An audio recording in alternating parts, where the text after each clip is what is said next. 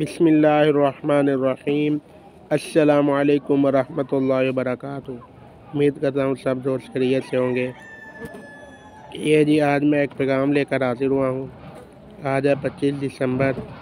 तो 25 दिसंबर को ईसाइयों का ईद का दिन होता है। तो अक्सर मुसलमान भी उनको ईद की मुबारक देते हैं। तो ईसाइयों की ईद की मुबारक ये होती है, सब दोस्त उनको मैरी क्रिसमस कहते हैं, जो माज़ अल्लाह ताला को एक नऊज़ बिल्लाह गाली है। मैरी क्रिसमस का मतलब ये है, माज़ अल्लाह ताला ने बेटा जना। तो ये कितने गलत अल्फाज हैं जो हम मुसलमान अनजाने में ईसाइयों को कहते हैं। तो मेरी तमाम मुसलमानों से अपील है कि ऐसे अल्फाज ना कहें ईसाइयों को। अगर आप उनसे इतनी मोहब्बत रखते हैं तो उनको बोलें हमारा कलमा पढ़े, ला इलाहा इल्लल्लाहु मुहम्मदुर रसूलुल्लाह।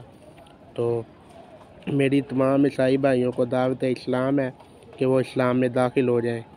तो खुदारा इस वीडियो को शेयर करें और उन भाइयों को तक पहुंचाएं जो अनजाने में ईसाई भाइयों को कहते हैं मैरी क्रिसमस। वस्सलाम।